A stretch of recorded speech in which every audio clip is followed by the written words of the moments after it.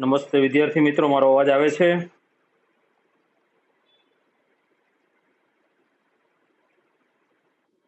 મારો અવાજ આવે છે? ઓકે. તો આજે આપણે જે બાકી રહેલા 3 ચેપ્ટર છે, 5મું, 7મું અને 15મું, એના વિશે માહિતી મેળવશી અને સારી રીતે જો રિવિઝન કરશો તો એ ચેપ્ટરો બહુ સહેલા છે અને એની અંદરથી તમને માત્ર ને માત્ર સૂત્ર આધારિત દાખલાઓ છે એ પૂછાવાની શક્યતાઓ રહેલી છે. તો પેલું આપણે ચાલુ કરીએ 5મું ચેપ્ટર, જે છે સમાંતર શ્રેણી. તો તમને ખબર છે કે સમાંતર શ્રેણી કોને કહેવાય? કે જે ક્રમિક પદો વચ્ચે નિશ્ચિત તફાવત રહેલો હોય એને આપણે સમાંતર શ્રેણી કહીએ. એની પ્રસ્તાવિકામાં આપણે બહુ ડિટેલમાં જવાની જરૂર નથી, કારણ કે સીડીનું ઉદાહરણ જ આપણે કાફી છે કે આપણે કદાચ અંધારું હોય કે આંખ વીંચીને આપણે રોજ સીડી ઉપર જતા આવતા હોય તો આપણે ખબર હોય એની પદગથિયા એક સરખા અંતરે આવેલા હોય, એટલે આપણે ક્યાંય મુશ્કેલી પડતી નથી. એવી રીતે સમાંતર શ્રેણી ગાણિતિક રીતે જોતા એક સરખા વધારા કે ઘટાડા સાથેની શ્રેણી હોય છે. તો પ્રસ્તાવિકતા પછી સમાંતર શ્રેણીનું સ્વરૂપ છે.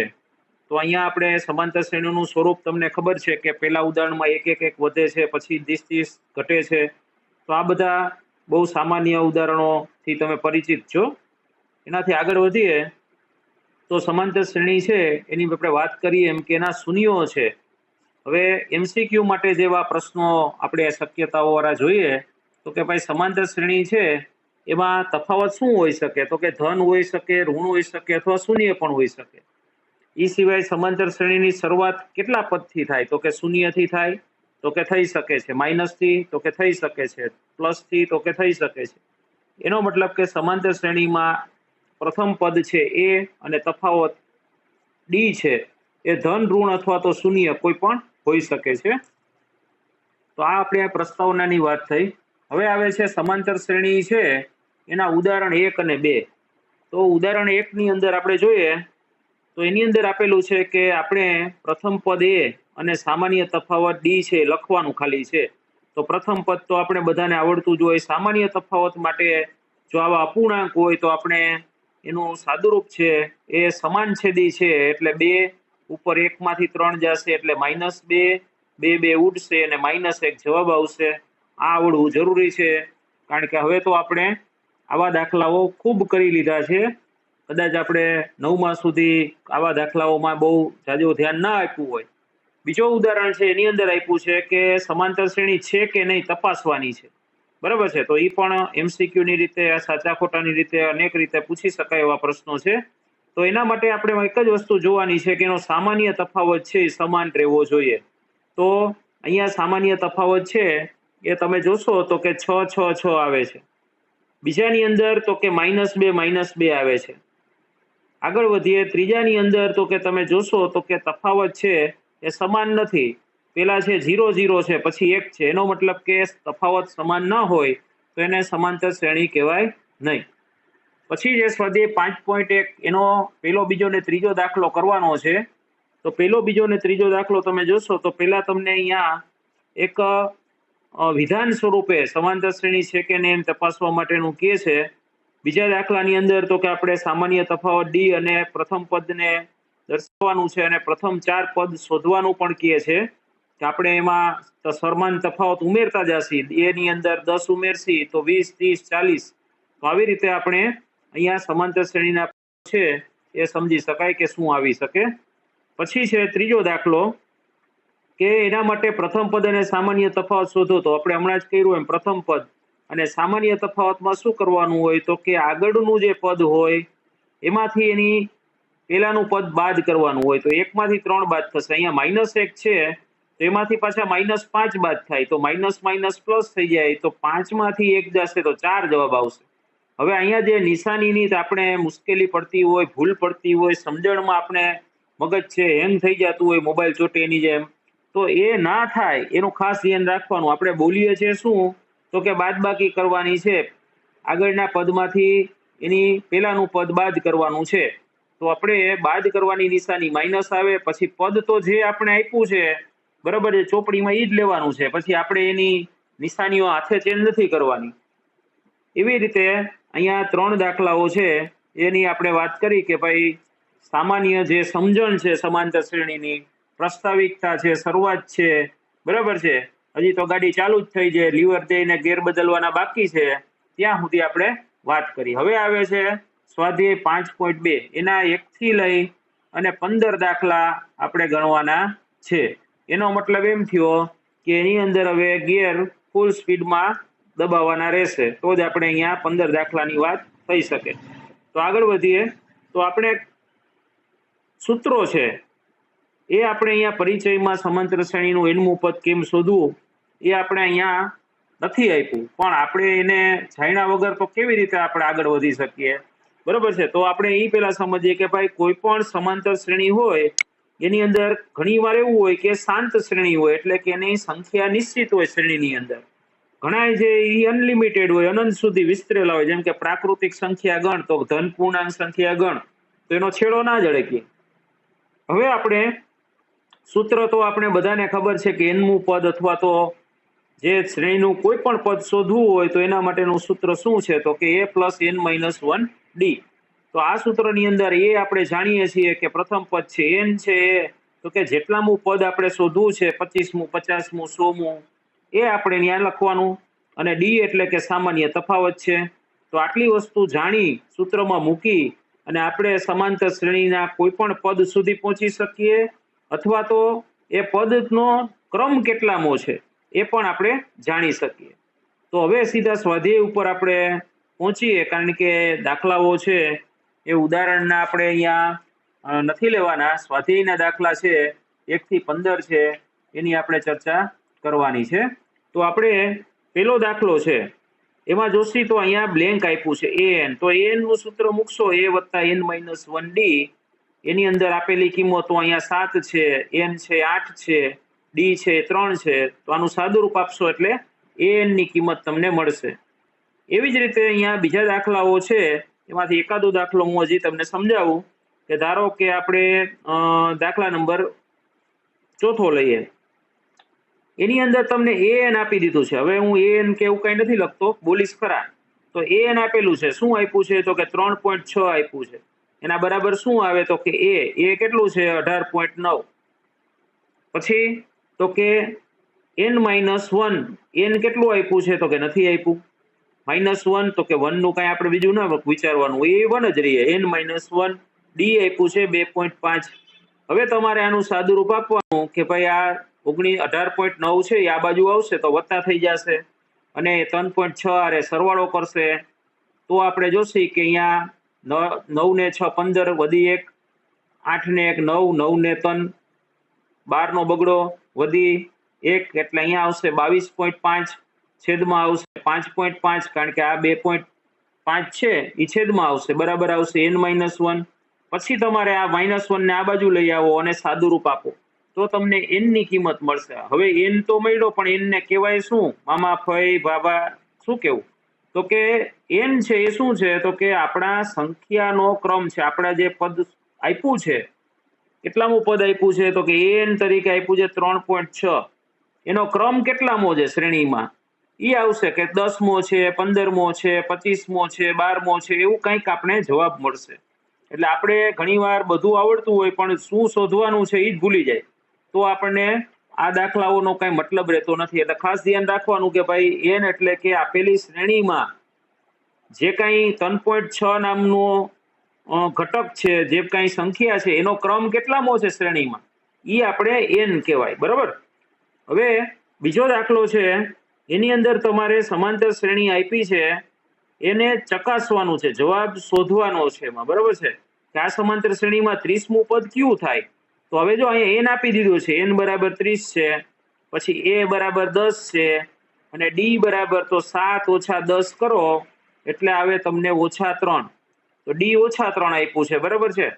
ઘણાને એમ કઈ ખબર ના પડતી હોય કે આ માઇનસ કેમ આવે છે, તો આપણે જોઈએ જ છીએ કે ભાઈ અહીંયા ઘટાડો થાય છે, 10 માંથી 7 થયા, 4 થયા, તો એનો મતલબ ઘટાડો એટલે માઇનસમાં આવશે તફાવત, બરાબર છે. બીજું કઈ ના આવડે, ઘણીવાર મગજ છે આપણો એવો છે કે ગોટાળે ચડી જાય, બરાબર છે. તો ગોટાળે ચડે તો આપણે જરાક વિચારવાનું કે ભાઈ અહીંયા ઘટાડો દેખાડે છે, એટલી તો આપણે ખબર પડે ને કે 10 રૂપિયામાંથી 7 રૂપિયા થાય, 4 રૂપિયા થાય, 3 રૂપિયા થાય, માઇનસમાં વહી જાય ઉધાર ખાતું હાલવા માંડે તો શું થાય?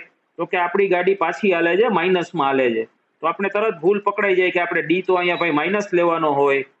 તો આ રીતે તમે નાની નાની બાબતોને ધ્યાનમાં લઈ અને થોડો ઘણો પ્રયત્ન કરશો તો ગાડી છે ઠેકાણે પહોંચી જશે.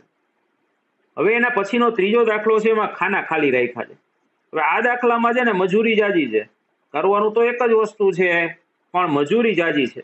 જેમ કે તમને કોઈ પણ એક દાખલાની વાત કરું કે ધારો કે આ દાખલો છે, બરાબર છે. તો હવે એની અંદર શું છે તો કે હવે આપણી પાસે અહીંયા 4 પદ છે, બરાબર છે. A1 તો કે ખબર નથી, A2 તો કે 13 છે, A3 તો કે ખબર નથી, બરાબર છે, એના 0 મૂકી દે, અને A4 તો કે 3 છે. હવે A4 એટલે n અહીંયા 3 થશે, અહીંયા 2 થશે. હવે આપણી પાસે સૂત્ર છે n વાળું, એમાં 13 આવશે, પછી A તો કે આપણે ખબર નથી, n તો કે આપણે ખબર છે 2 છે, 2 ઓછા 1, અને d તો કે ખબર નથી. હવે આનું સાદુરૂપ આપશો એટલે શું થશે તો કે એક સમીકરણ મળશે તમને. કેવું સમીકરણ મળે તો કે દ્વિચલ a અને d નામના 2 ચલનું સમીકરણ મળશે. હવે અહીંયા તમે 4 માટે કરશો ત્યારે બીજું સમીકરણ મળશે. મેં આગળ જ શું કીધું કે આ દાખલામાં કૂચે મરવાનું ગધા મજૂરી જાજી છે, બરાબર છે. એટલે તમારી યાદ જ રાખવાનું. ઘણાને એમ હોય કે હમણાં સીધું ફટાક દેવાનો જવાબ આવી જશે, અને ઘણાને કુદરતી અઠિયા મારવાની ટેવ હોય કે હાલો ગમે અઠિયો મારો નહીં કે આવી જશે જવાબ. પણ હકીકતે આ દાખલા મેં વાત કરી એમ કે પ્રક્રિયામાં ઘણી લાંબી છે. 2 વાર સૂત્ર વાપરો એટલે 2 દ્વિચલ સમીકરણ આવશે. એ દ્વિચલ સુરેખ સમીકરણને તમને મન પડે એ રીતે વાપરો, લોપની રીતે વાપરો, આદેશની રીતે વાપરો, ચોકડી ગુણાકારની રીતે વાપરો, અને એને ડી શોધવાના. હવે એને ડી શોધાય એટલે વળી પાછું શું કરવાનું તો કે વળી પાછું A1 માં કિંમત ગોતવાની, A3 માં કિંમત ગોતવાની. પેલો જ મારો શબ્દ હતો કે આ છે એ ગધા મજૂરી કૂચે મરવાનો દાખલો છે. એટલે આમાં તમારે શાંતિથી, જેને બરાબર રીતે ખ્યાલ હોય કે આમાં કેવી રીતે આગળ વધવાનું છે, એ લોકો વ્યવસ્થિત રીતે એની પ્રેક્ટિસ કરો. પ્રેક્ટિસ કરવાથી ગણિત આવેલું છે, બરાબર છે. આપણે રૂપિયાની નોટું હમણાં થપ્પી દે છે, ફટાફટ આપણે કડકડ કરતી ગણવા માંડીએ. કેશિયર જો બેંકનો ફટાફટ ગણે, કારણ કે પૈસા છે, મજા આવે એમાં આવે તો, બરાબર છે. જાય તો ના મજા આવે, તો આપણે ધીમે ધીમે ગણીએ. તો અહીંયા ગણિતમાં એવું છે કે આપણે જો બરાબર મગજ કામ કરવા માંડે તો ઘાએ ઘા ગણતરી ઉકેલવા માંડે. ગમે એવા દાખલા દો ને ફટાફટ થઈ જાય. નકર આપણી ગાડી માંડ માંડ કરીને હાલતી હોય, કોકે ધક્કો મારવો પડે વાહે એવું થાય, નકર આજુબાજુમાં જોવું પડે જો અહીંયા વિશાળમાં હોય તો. હવે ચોથા દાખલાની વાત કરી નાખીએ. તો એમાં આપ્યું છે કે કેટલામું પદ 78 થાય. કેટલામું પદ એટલે કે n ગોતવાનું છે, બરાબર છે. તો n આપણે ગોતવાનું છે. એ આપણને 3 આપ્યો છે, ડી આપણે 8 માંથી 3 જાય તો 5 આવે, અને an આપ્યો છે 78. તો આ બધાની મદદથી આપણે અગાઉના દાખલા કર્યા એના કરતા સહેલો દાખલો થઈ જાય, ભલે એકલો આપ્યો હોય, બરાબર છે. હવે 5મો દાખલો છે કે એમાં પદની સંખ્યા શોધો. પદની સંખ્યા એટલે કે કુલ કેટલા પદ છે, તો n ગોતવાનું આપણે કીધું છે. તો અહીંયા તમે જોશો તો કે તમને છેલ્લું પદ આપી દીધું છે, બરાબર છે. તો એને તમારે an લઈ લેવાનું કે 205 છે એ an થઈ ગયું, બરાબર છે. પછી a બરાબર શું આવશે તો કે 7 આવશે. ડી બરાબર શું આવશે તો કે 13 માંથી 7 જાય એટલે મારે તો 6 આવે, તમારી લગભગ 6 જ આવે. તો આવી ગયા a, ડી અને an. તો વૈધો ખાવા પીવાનો n. તો આપણે સૂત્ર મૂકીએ n બરાબર a plus n minus 1d. અને જો વ્યવસ્થિત રીતે સાદુરૂપ આપીએ તો આપણે જે 4 જવાબ આપ્યા હશે તમને એમાંનો એક આવશે, અને ના આવે તો સમજી લેવાનું કે આપણે ક્યાંક ગોટા માર્યા છે. 5મો દાખલો છે એની આપણે વાત કરી, એના પછી એનો બીજો દાખલો છે, એ પણ એ જ પદ્ધતિથી કરવાનો છે. 6થો દાખલો છે, એમાં એમ કે છે કે શું કોઈ પદ ઓછા 150 હોઈ શકે? આપણે ખબર નથી, તો આપણે શું કરવાનું, an બરાબર 150 ઓછા 150 લઈ, એ આપી દીધું છે તમને, ડી મળી જશે, અને કરવાનું. અને શોધવાનું શું વધે તો કે હવે વૈધો વાહે શું તો કે n વૈધો. તો n જો પૂર્ણાંક આવે, બરાબર છે, પૂર્ણાંકમાં ખબર પડે ને કે આખી સંખ્યા આવે, બરાબર, માઇનસ ના આવે, ધન પૂર્ણાંક આવે. 1, 2, 3 થી લઈ અને તમારી જ્યાં ગણતરી પટકે ત્યાં સુધી હાલી શકે. તો એમાંથી જો કોઈ સંખ્યા આવશે, ધારો કે એનો જવાબ આવ્યો 25, તો આપણે કહી શકીએ કે ભાઈ -150 છે એ શ્રેણીનું પદ હોય. પણ ન કરે નારાયણ અને ડી n નું કિંમત આવે કે 25/3. તો આપણે ખબર છે આવું કોઈ સંખ્યા ક્રમમાં હોય નહીં, લાઈનમાં ના હોય. તમારો કોઈ રોલ નંબર એમ કે તારો રોલ નંબર 25/3 છે, તો આપણે એમ કે ભાઈ આવા રોલ નંબર ના હોય ભાઈ, ખોટી કઈ ભૂલ થાય છે. તો એ જ વસ્તુ અહીંયા છે કે જો આવો જવાબ આવે n નો અપૂર્ણાંક વાળો, તો સમજી લેવાનું કે આ જે -150 છે એ શ્રેણીનું પદ હોય નહીં. હવે 11મું પદ છે 38 આપ્યું છે, 16મું પદ છે 73 આપ્યું છે, તો 31મું પદ શોધો. તો આપણે એમ થાય ઓ નવીન જાતનો દાખલો આવ્યો. આ નવીન જાતનો દાખલો નથી, આપણે અહીંયા કર્યો ને એ જ દાખલો છે. અહીંયા આપણે આપી દીધું તું બીજું પદ 13 છે અને ચોથું પદ 3 છે, તો આપણે કેમ પેલું પદ અને ત્રીજું પદ ગોઈતું, એવી જ રીતે અહીંયા બે પદ આપી દીધા છે અને 31મું પદ તમને શોધવાનું કહે છે. હવે 8મો દાખલો છે, એમાં પણ એવું છે કે સમાંતર શ્રેણીમાં 50 પદ છે, એટલે n બરાબર 50. જે આપણે ખ્યાલ આવે એવો તરત જ આપણે ઉતારો મારી દેવાનો, એટલે આપણે શું છે કે આગળ જતા વળી પાછી ગાડી રિવર્સમાં ના લેવી પડે. હવે ત્રીજું પદ છે એટલે કે આપણે ખબર છે A3 બરાબર 12 છે, અને છેલ્લું પદ છે એટલે કાંઈ નથી ખબર, તો an લો 106 છે, બરાબર છે. તો આપણે n આપ્યો છે અને A3 અને an આપ્યું છે, તો 29મું પદ એટલે કે એ 29મું ગોતવાનું કે છે. એટલે આગળ કર્યું એમ જ કરવાનું છે કે અહીંયા કિંમત લેશો એટલે તમને એક સમીકરણ મળશે, બરાબર છે. આમાં ખરેખર શું મળશે તો કે A3 બરાબર આપણે લઈએ તો અહીંયા A3 એટલે એની કિંમત આપણે લઈએ કે 12 છે, બરાબર. એ તો નથી ખબર, n તો કે 50 -1, d તો કે નથી ખબર. એવી રીતે આપણે an માટે લેશી તો an એટલે 106 બરાબર a વત્તા તો કે આ રીતે અહીંયા મૂકી દો અને d, તો આ બે સમીકરણ મળી જશે. એને ઉકેલો એટલે તમને 29મું પદ પણ મળી જશે. મતલબ એક જ છે કે ઉપરનો દાખલો જે મેં તમને એક કરાવ્યો એવો જ દાખલો છે અહીંયા છે, પણ એને પૂછવાની રીત અલગ અલગ છે. તો અહીંયા આપણે કુલ દાખલા છે 15 કરવાના છે. પહેલા જ વાત કરી કે અહીંયા આપણે ગેર બદલીને સ્પીડમાં થોડીક ગાડી હલાવી પડે. એક જ રીત છે, એક જ ખાવા પીવાનું સૂત્ર છે, an બરાબર a + n - 1d. નિંદરમાંથી પૂછીએ તોય ખબર પડે, પણ એમાં શું a છે ને શું d છે ને શું n છે એ ખબર હોવી જોઈએ. નકર આપણે પછી પ્રમાણિત સ્વરૂપ આરે a ને b ને એને આરે ગોટા મારી દે, બરોબર, એ ના હાલે. તો કોઈ સમાંતર શ્રેણીમાં 17મું પદ છે એ 10 છે, તો એનો મતલબ કે a17 બરાબર 10 છે. હવે એમ કે છે, એમ ડાયરેક્ટ નથી કહેતા કે 17મું પદ 10મું પદ 17મું પદ 10મા પદ કરતા 7 વધુ છે. હવે 10મું પદ આપણે ખબર નથી, પણ આપણે ધારી લઈએ કે ધારો કે x છે, તો આ શું થશે 10 + x, કારણ કે એમાં એક 10 વધારે છે, બરાબર છે. હવે પાછું આને જ થઈ ગયું, આપણે જેમ કર્યું એમ અહીંયા તમે સમીકરણ બનાવશો એટલે a ને d વાળું એક સમીકરણ મળશે, a ને d વાળું બીજું સમીકરણ મળશે, એને ઉકેલો, a ને d ને પાછા આમાં મૂકો એટલે x ની કિંમત મળશે. તો સામાન્ય તફાવત ગોતવાનો છે, તો આપણે ખબર છે કે ભાઈ આ તફાવત છે એના માટે આપણે શું કરવું પડે તો કે ક્રમિક બે પદો છે એનો તફાવત લેવો પડે, અથવા તો અહીંયા તમે d ડાયરેક્ટ મળી જાય, અહીંયા ઉડાડો એટલે તમને ખબર છે કે d ડાયરેક્ટ મળી જાય, કારણ કે દ્વિચલ સુરેખ સમીકરણમાં આપણે ખબર છે x y હોય એમાં x મળી જાય, તો પછી y તો ક્યાં ભાગે ને એ મળી જ જાય. હવે ત્યાર પછીનો દાખલો છે 11મો. એમાં એવી રીતે છે કે ભાઈ કયું પદ 54મા પદ કરતા 132 વધુ છે. કયું પદ એટલે આપણે ખબર નથી, તો an લઈ લ્યો. કયું પદ એટલે કે આપણે ખબર નથી, આ લઈ લ્યો. 54મું પદ આપણે કીધું છે કે 54મું પદ છે એના કરતા આ પદ છે એ કેટલું છે, તો કે 54મું પદ જેટલું છે એટલે કે આપણે એને A54 જ લઈ લઈએ, એના કરતા 132 વધુ છે, આવું લઈ લઈએ. હવે તો કે જો આપણે બરાબર સમજ આવતી હોય તો અહીંયા n ની જગ્યાએ શું લખાય તો કે a + n - 1d બરાબર. અહીંયા શું લખાય તો કે ન્યાય એમ જ લખાય, a + n ની બદલે લખાય 54 - 1d વત્તા 132. હવે કાંઈ નથી કરવાનું, આનું સાદું રૂપ આવો એટલે તમને જવાબ મળી જશે. તો ઓમ જોવા જાય તો આ દાખલો બીજા કરતા સહેલો છે, કારણ કે આમાં દ્વિચલ સુરેખ સમીકરણને ઉકેલવા ના પડે, એક જ સામસામા ઉડી જાય છે, એટલે એ જ રીતે આપણે સહેલી પડે. પછી બે સમાંતર શ્રેણીનો તફાવત સમાન છે. 100મા પદમાં તફાવત 100 હોય અને 1000માં પદનો તફાવત કેટલો હશે?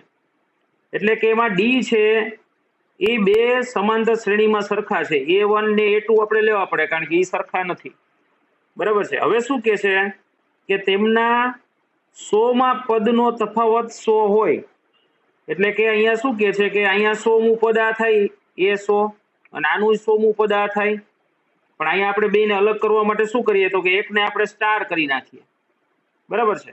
કંઈક અલગ તો દેખાડવું પડે ને, કંઈક તો જ આપણે ખ્યાલ આવે ભાઈ લશ્કરને ક્યાં લડાવવાનું છે, નકર તો આપણી સેના કુટાઈ મરે, આપણે ખબર ના હોય કે શું થઈ ગયું। તો અહીંયા શું છે તો કે ભાઈ એક શ્રેણી માટે ડી બે સરખો છે, બીજામાં તો કે એનું 100મું પદ છે એ શું કહે છે કે 100માં પદનો તફાવત છે 100 હોય, એટલે કે ધારો કે આ સ્ટાર વાળાનો 100મું પદ અને જે સ્ટાર વગરનું છે એનું 100મું પદ, એનો બેનો તફાવત છે એ 100 આવે છે। હવે તમને જો જરાક ઘંટડી વગડે તો હવે કાંઈ નથી કરવાનું, આની અહીં કિંમત મૂકવાની છે।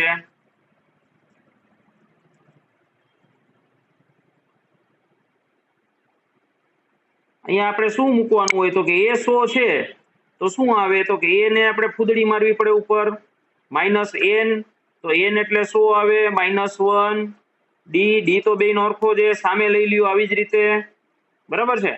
તો આવી રીતે તમારે સાદુરૂપ આપી અને શું કરવું પડે તો કે એ અને એ સ્ટાર એટલે કે જે બે શ્રેણીનો પ્રથમ પદ છે એનો સંબંધ મળશે તમને, બરાબર છે। ઈ સંબંધને આધારિત તમે દાખલો કરેલો છે, આપણે આગળ જોશો તો તમને ધ્યાનમાં આવશે કે ભાઈ કેવી રીતે આગળ કરવાનું છે, કારણ કે દરેક વસ્તુ જો હું અહીંયા સમજાવવા જઈશ તો આપણે એક ચેપ્ટર માન પૂરું થશે, હજી તો ઘણું આપણે કરવાનું છે। ભાઈ 3 અંકની સંખ્યા 3 અંકની કેટલી સંખ્યા 7 વડે વિભાજ્ય હશે? હવે 3 અંકની શરૂઆત થાય 100 થી અને એની પૂરિતતા થાય 999 થી, આટલી પહેલા ખબર હોવી જોઈએ। હવે આપણે એ ખબર નથી કે આમાંથી કઈ સંખ્યા 7 વડે વિભાજ્ય છે, પણ તમે જો આગળ વધશો તો 100 પછી આવશે 101, 102, 103, 104, 105, 106, 107, એ તો તમને આવડે ને, તો એમાંથી એક સંખ્યા એવી આવશે કે જે 7 વડે વિભાજ્ય હશે, બરાબર છે। ધારો કે એમ આવ્યું કે 114 છે એ વિભાજ્ય છે, તો એના પછીની 121 હશે, એના પછીની 128 હશે, આવી રીતે સંખ્યાઓ આગળ વધતી જશે।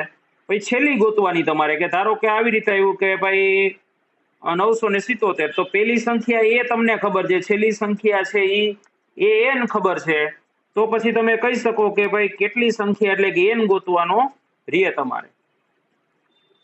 પછી 14મો દાખલો છે કે 10 અને 250 વચ્ચે 4 ના કેટલા ગુણિત મળે? 4 ના ગુણિત એટલે 4 નો પાડો, તમને ખબર છે કે 4 નો પાડો શું હોય। હવે આપણે વાત કરીએ કે એની વચ્ચે ગુણિત કેટલા હશે 10 અને 250 વચ્ચે, તો 250 થી નાની સંખ્યા જે 4 વડે ભંગાતી હોય એવી તમારે લેવાની। હવે આપણી પાસે 10 મિનિટનો ટાઈમ છે, આજે આપણે પૂરું કરવાનું છે, એટલે પાછો હું તમને આમાં લઈ લઈશ, બરોબર છે, જોઈન કરીશ, એટલે તમે બધા પાછા આ જ લિંક ઉપર જોઈન્ટ થાજો। સમજાણું બધાને કે આ લિંક નો ટાઈમ પૂરો થાય એટલે ફરી પાછું આ જ લિંક ઉપર તમે જોઈન્ટ થાજો, ફરી પાછા આપણે ચાલુ રાખશી। આજે આપણે બધા ચેપ્ટર પૂરા કરવાના છે, કારણ કે હવે આપણી પાસે ટાઈમ છે નહીં। તો હવે આગળ વધીએ કે 15મો દાખલો કે n ના કયા મૂલ્ય માટે બે સમાંતર શ્રેણીઓ આપી છે તમને, એના n માં પદ સમાન થાય।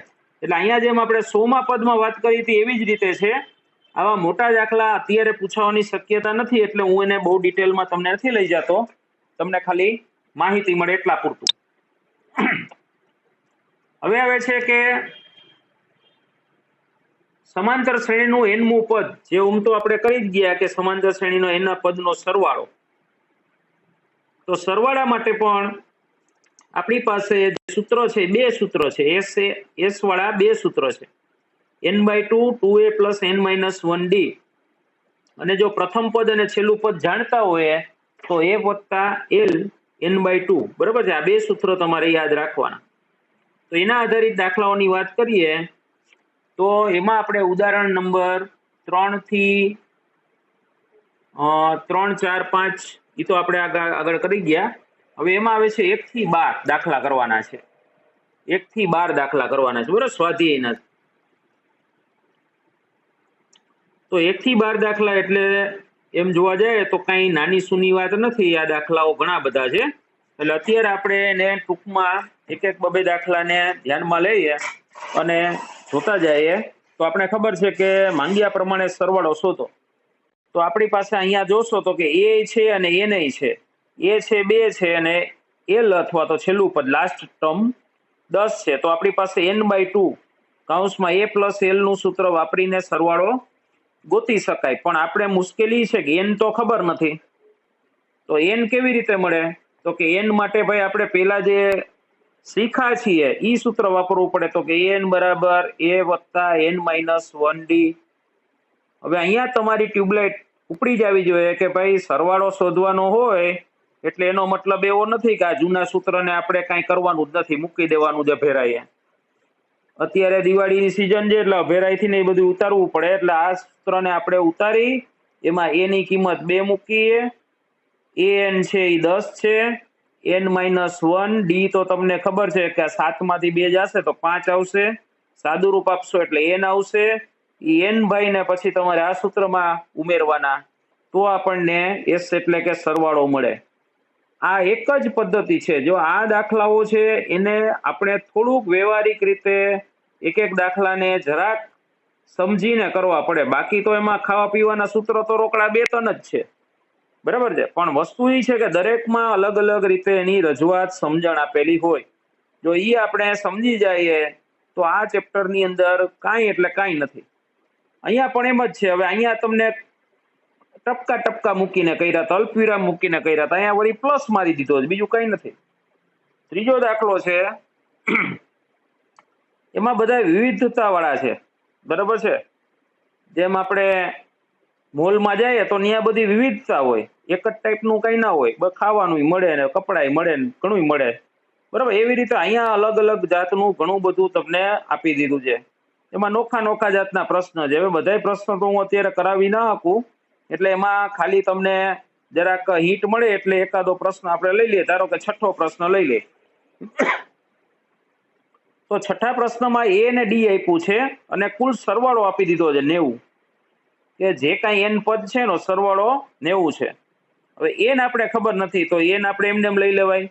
કૌંસમાં શું આવે તો કે 2a, તો a આપ્યો છે આપણે 2 એટલે 2a એટલે 2 × 2 વત્તા શું થશે n-1d, તો n તો આપણે ખબર નથી, d તો કે d આપી દીધો છે 8. તો હવે તમને ખબર છે કે હવે આમાં વૈધો શું, તો કે ખાલી n જ વૈધો, તો સાદુરૂપ આપશો એટલે n મળી જશે.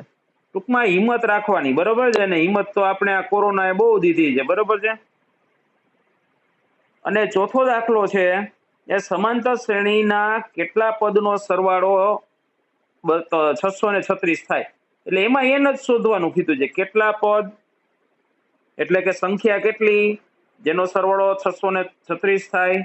તો એમાંય તે સેમ ટુ સેમ હમણાં કરાવ્યું એમ જ. a આપ્યો છે, d ગોતી લેવાનો, 17 માંથી 9 જશે તો 8 આવશે, તો ઈ લઈ લ્યો અને કિંમતો મૂકો એટલે તમને જવાબ આવશે. હવે સમાંતર શ્રેણીનું પ્રથમ પદ 5 છે ને અંતિમ પદ એટલે કે a બરાબર 5 અને l બરાબર 45 અને સરવાળો s આપી દીધો છે 400 છે. તો શ્રેણીના પદોની સંખ્યા એટલે કે n ગોતવાનું છે અને સામાન્ય તફાવત એટલે કે d શોધવાનો છે.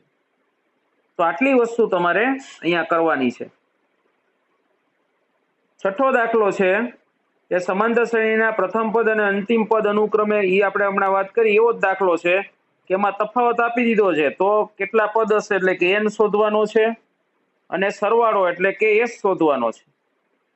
પછી સાતમો દાખલો છે, એમાં d આપ્યો છે 7 અને 22મું પદ છે એ આપ્યું છે 149, તો 22 પદોનો સરવાળો શોધો. તો એનો મતલબ કે આપણે s શોધવાનો છે. તમને n/2 એમાં આપી દીધું છે કે 22મું પદ એટલે n આપી દીધું છે 22, બરાબર છે. પછી કૌંસમાં 2a વત્તા n-1d. તો હવે તમને એમ થશે કે અહીંયા એ તો આપ્યો નથી, ક્યાંથી આવશે? તો યાદ કરો, આપણે આગળ સૂત્ર છે અભેરાઈ ઉપરથી ઉતારો an વાળું, તો એમાંથી તમને આમાં ઘટતું હશે એમાંથી મળી જશે, બરાબર. હવે 8મો દાખલો છે એ પણ એ જ રીતે છે કે બીજું પદ 14, ત્રીજું પદ 18, અને પ્રથમ 51 પદ એટલે કે n બરાબર 51 નો સરવાળો. 9મો દાખલો પણ એ જ રીતે છે, બેઠે બેઠો એ કઈ વાત નથી કરતો. 10મો દાખલો છે એ કઈ આપણે અત્યારે વ્યાખ્યાયિત કરીને પૂછવાનો થતો નથી. 11મો દાખલો પણ એ જ રીતે છે. 12મો દાખલો છે એમાં 6 વડે વિભાજ્ય પ્રથમ 40 ધન પૂર્ણાંકો શોધો. તો પેલો છે પ્રથમ 40 માં પેલો છે કયો આવે કે જે 6 વડે વિભાજ્ય હોય? તો કે પોતે 6, પછી 12, પછી 18 આવી રીતે હોય. એવા પ્રથમ 40 ધન પૂર્ણાંકોનો સરવાળો શોધો. હવે અહીંયા તમને એમ થાય કે ભાઈ 40 ધન પૂર્ણાંકો એટલે કે છેલ્લું પદ કયું હશે? તો આપણે an ઉપરથી કરવું પડે કે એ 40મું કયું હશે? તો કે એના માટે a વત્તા n-1 d તમને ખબર છે 6 છે, બરાબર છે. તો 40મું પદ કયું છે એ આપણે ગોતવું પડે. n છે આપી દીધું છે 40, બરાબર છે. a છે આપી દીધું છે 6, d છે આપી દીધું છે 6, તો a મળી જાય, a 40 મળી જાય. એ 40 એટલે કે છેલ્લું કયું પદ હશે કે જે 6 વડે વિભાજ્ય હશે? 40મું પદ. તો આ રીતે આપણે અહીંયા સ્વાધ્યાય છે એ કરવાનું છે. હવે આપણે જે વાત કરી કે હમણાં જ 2 મિનિટમાં પાછા આપણે રીજોઈન્ટ થાય છીએ, બરાબર છે, કારણ કે હવે 2 મિનિટ રહી છે, નવું સ્વાધ્યાય આપણે ચાલુ કરવાનું છે. આ ચેપ્ટર છે પૂરું થઈ ગયું છે, બરાબર. હવે 7મું ચેપ્ટર છે. હવે બહુ ચેપ્ટરમાં કાંઈ એટલું બધું આપણે ગંભીર નથી, લાંબુ નથી ટૂંકમાં, એટલે હમણાં થોડોક સમયમાં આપણે એની ચર્ચા કરી લઈએ. તો તમે અત્યારે જ રીજોઈન્ટ થઈ જાજો. હમણાં જ આપણે અહીંયા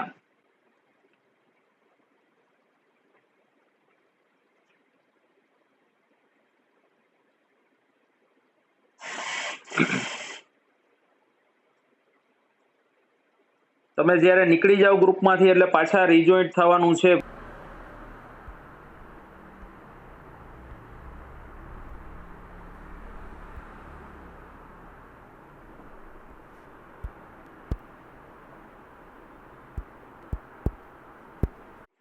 તો આપણે વાત કરીએ યામ ભૂમિતિની.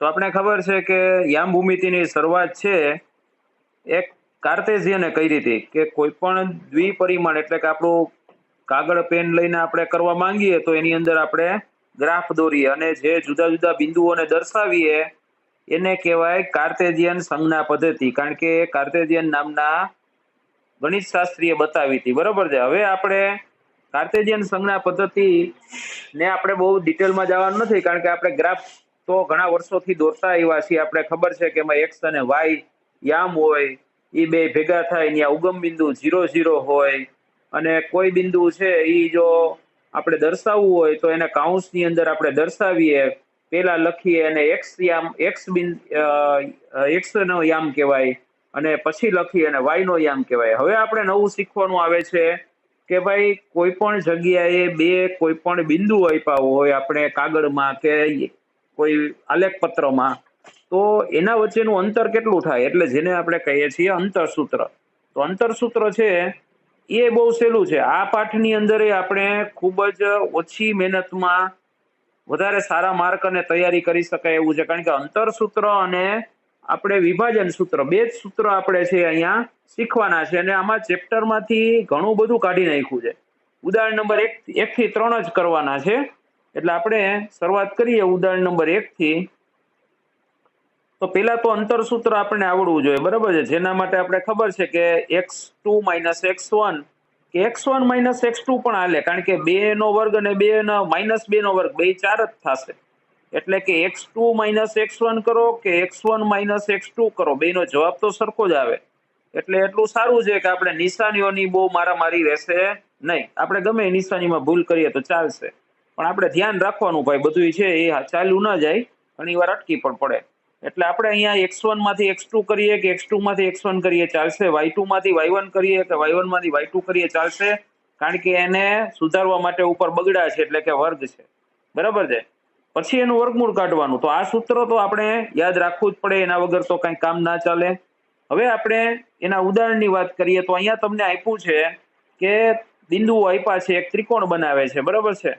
એના યામ આપ્યા હોય કે ભાઈ 3, 2 છે, પછી 2 - 2 - 2 છે, અને 2, 3 છે. હવે તો આ બાજુ ગોતો એમ કીધું છે, તો શું કરવાનું? તો કે આમાંથી આ બાદ કરો એનો વર્ગ કરો, આમાંથી આ બાદ કરો એનો વર્ગ કરો. તો જવાબ આવશે તમને અહીંયા આપ્યું છે 7.007. અહીંયા પોઈન્ટ વાળા આપ્યા છે, પણ આપણે કઈ પોઈન્ટ વાળા ગણ દેશી નહીં, એટલે તમારે એક માર્ક ફટફટ કરતો આવતો જશે કઈક કરશો તો.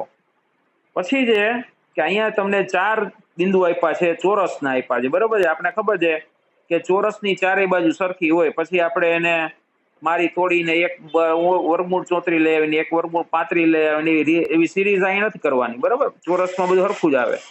તો અહીંયા ચોરસને આપણે બાજુઓ ગોતવાની કીધી છે, તો એના માટે તમે જોયું કે ગણતરી કરી તો 34 આવે, 4 જ બાજુ હોય ચોરસને 8 ના હોય.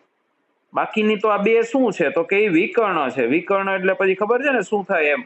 તો કે સામસામેના શિરોબિંદુ હોય એને જોડતો રેખાખંડ છે એને આપણે વિકર્ણ કહેવાય. ત્રિકોણમાં આપણે કાટખૂણો ત્રિકોણ હોય તો એમાં કર્ણ કહેવાય.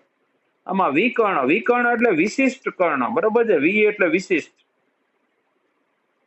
હવે ઉદાહરણ નંબર 3 ની વાત કરીએ તો 3 ની અંદર અહીંયા તમને ત્રણ છે વિદ્યાર્થીઓ ને કંઈક બીજા બેઠા છે, બરોબર છે. અસીમા, ભારતી અને કેમેલિયા. હવે એના બિંદુઓના યામ આપ્યા છે A, B, C, અને પછી એના બે વચ્ચેના અંતરો જે આપણે અંતર સૂત્રથી ગોઈતા છે. ચોથું ઉદાહરણ આપણે નથી કરવાનું, પછી સીધું આપણે સ્વાધ્યાય ઉપર પહોંચવાનું છે. તો સ્વાધ્યાય ઉપર પહોંચીએ એમાં 1 થી 7 દાખલાને આપણે કરવાના થાય છે. તો પહેલો દાખલો છે તો એના વચ્ચેનું અંતર ગોતો. તો આપણે ખબર છે કે વર્ગમૂળની અંદર આપણે x2 - x1 આખાનો વર્ગ વત્તા y1 - y2 - y1, અને પછી આપણે એને વર્ગમૂળ કાઢશી તો આપણને એની કિંમત મળશે કે ભાઈ અંતર કેટલું છે બે બિંદુઓ વચ્ચેનું. પછી આનું અંતર શોધો, અને જે આપણે વિભાગ 7.2 માં ચર્ચા કરી તે બે શેર A અને B વચ્ચેનું અંતર શોધી શકો. એટલે કે આપણે અહીંયા જે આપ્યું છે એની પણ તમે ગોતી શકો એમ કે છે. પછી બિંદુઓ આપ્યા છે સમરેખ છે. સમરેખ એટલે તમને ખબર છે કે ભાઈ એક જ રેખા ઉપર આવેલા હોય, પછી એમાં આપણે એમ ના કે આમ વાંકા ચૂકા કરી નાખીએ, બરોબર. તો સમરેખ બિંદુઓ આપ્યા છે, એના યામ આપ્યા છે, અને એમ પૂછે છે કે સમરેખ છે તેમ પ્રસ્થાપિત કરો. હવે જો અહીંયા જરાક બુદ્ધિ વાપરવાનું કામ આવ્યું કે ABC છે, તો ધારો કે AB વચ્ચેનું અંતર આપણે 5 મળ્યું, BC વચ્ચેનું અંતર જે આપણે 6 મળ્યું, તો AC નું અંતર ગોતીએ તો કેટલું મળવું જોઈએ? તો કે 11 મળવું જોઈએ. તો એનો મતલબ કે આ ત્રણેય બિંદુઓ જે સમરેખ છે. તો આપણે શું કરવાનું? તો કે AB, BC અને AC ત્રણેયના અંતર ગોતવાના, અને બે અંતરનો સરવાળો ત્રીજા બરાબર થવો જોઈએ. તો આપણે એમ કહેવાય કે ભાઈ આ ત્રણેય બિંદુઓ સમરેખ છે. પછી છે કે ત્રિકોણની વાત આવે છે કે સમદ્વિબાજુ. તો આપણે ખબર છે સમદ્વિબાજુમાં શું હોય? તો કે બે બાજુ સરખી હોય, બરાબર છે. એના યામ આપ્યા છે 5 અને -2 અને 6 અને 4 અને 7 અને -2 ને. તો કે આ બે બાજુનું માપ આવ્યું ધારો કે 25, તો આ બે બાજુનું માપ 25 જ આવે, કારણ કે સમદ્વિબાજુ છે, બરાબર છે. તો આપણે એ ચકાસવાનું છે. તો આની માપ ગોતશો, આનું માપ ગોતશો, આનું માપ ગોતશો. ધારો કે આ 15 આવ્યું તો કઈ ચિંતા નથી, કારણ કે બે તો હરખા આવ્યા ને. તો આપણે અહીંયા કઈ સમબાજુ નથી કરવાનો, સમદ્વિબાજુ જ કીધું છે, એટલે બે હરખા આવે એટલે આપણું કામ થઈ ગયું. તો આવી રીતે આપણે અહીંયા અમુક ભૂમિતિના નિયમોને હાથે જોતા રહેવાનો છે, કારણ કે એના સાથે જ આપણે અહીંયા આ સાબિત કરી શકશે. પછી આ જે વર્ગખંડ વાળો દાખલો, તો આવા દાખલા તો કઈ મારે MCQ માં તમને ના પૂછી શકાય, એટલે અત્યારે એની ચર્ચા નથી કરતા. પછી ચતુષ્કોણ હોય તો એના માટે જવાબ આપવાનો છે કે કેવા પ્રકારનો ચતુષ્કોણ છે. તો તમને એના માટે એના ગુણધર્મો આવડવા જોઈએ. ભાઈ ચતુષ્કોણના ગુણધર્મો શું છે? તો કે ભાઈ સમાંતર બાજુ હોય તો સામસામેની બાજુઓ છે એ સરખી થાય, બરાબર છે. પછી ચોરસ હોય તો બધી બાજુ સરખી થાય, અને ખૂણા કાટખૂણા હોય. સમબાજુમાં પણ બધી બાજુ સરખી થાય, બરાબર છે. પણ ચોરસ અને સમબાજુમાં ફરક શું હોય? તો કે સમબાજુ હોય એના વિકર્ણો હરખા ના હોય. જો આ વિકર્ણ નાનો થયો, આ વિકર્ણ મોટો થયો. ચોરસમાં વિકર્ણ સરખા થાય. તો આપણે જે આગળ વાત કરી હતી હમણાં જ કે ભાઈ બધી બાજુઓ શોધી અને બધા જ આપણે વિકર્ણો શોધ્યા અહીંયા, એ જ પ્રકારે આપણે અહીંયા કરવાનું છે. ને પછી આપણે નક્કી કરવાનું છે કે ભાઈ આ ત્રિકોણને આપણે કઈ કેટેગરીમાં મૂકશી, લંબચોરસ, ચોરસ, સમબાજુ કે સમાંતર બાજુ, એ આપણે નક્કી કરવાનું છે. તો આપણે અહીંયા 7 દાખલા કરવાના હતા સ્વાધ્યાય 7.1 માં, તો એ પૂરા કર્યા. હવે આવે છે વિભાજન સૂત્ર. વિભાજન એટલે કે આપણે ખબર છે કે કંઈક કટકા બટકા કરવાનું થાય. ધારો કે અહીંયા આપણી પાસે એક રેખાખંડ છે AB નામનો. હવે એમાં ક્યાંકથી ડી બિંદુ ટપકી પડ્યું, તો ડી બિંદુએ શું કર્યું, તો કે AB નું વિભાજન કર્યું. કેટલા ભાગમાં કર્યું, તો કે ધારો કે આ બે ભાગ અહીંયા છે અને 5 ભાગ અહીંયા છે, તો એમ કહેવાય કે ભાઈ 2/5, અથવા તો બહુ મજા આવે એવો શબ્દ કે જેમ, ખાવાની નથી જેમ, મૂકવાની છે 2 ટપકા, તો 2/5 ગુણોત્તરમાં વિભાજન કર્યું. કોને, તો કે ડી બિંદુએ. કોનું, તો કે AB નું શું કર્યું, તો કે વિભાજન કર્યું. તો ડી બિંદુ ક્યાં આવે, તો કે ડી બિંદુ વચ્ચે જ આવે, પછી ડી બિંદુ બારે ના આવે.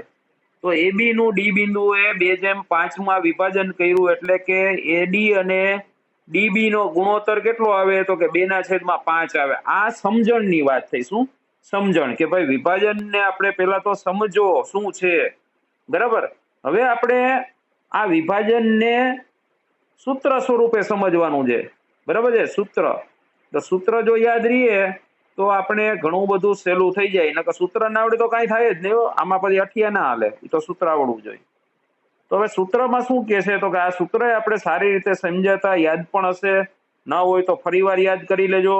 કે સૂત્ર અહીંયા 2 રૂપે આપણે દર્શાવીએ છીએ.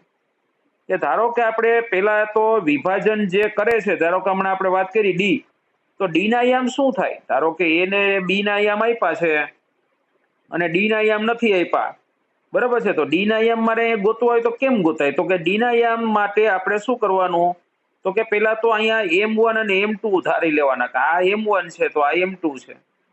પછી તો કે આ જે M2 છે એનો ગુણાકાર X1 આરે થશે અને M1 છે એનો ગુણાકાર X2 આરે થશે. અહીંયા જો આ ગુણાકાર આપ્યો છે, તો મેં તમને કેમ યાદ રાખવાનું કીધું હતું, કે આમ યાદ રાખવાનું હતું. M1 ને M2 આ તો બેયમાં આવશે, X યામમાં આવશે અને Y યામમાં આવશે, બરાબર છે. એટલે પેલા તો આમ મૂકી દીધું M1 M2. પાછું એ ખબર હોવી જોઈએ કે M1 M2 છે શું, તો કે M1 M2 એ આ ગુણોત્તર છે, એની કિંમતો છે, બરાબર છે. પછી શું કરવાનું, તો કે પછી ઉપર તમારે પાછું M1 M2 મૂકી દેવાનું. અહીંયા શું લેવાનું, તો કે અહીંયા X2 લેવાનું, અહીંયા X1 લેવાનું. એવી રીતે અહીંયા Y માં પણ શું આવશે, તો કે અહીંયા Y2 લેવાનું અને અહીંયા Y1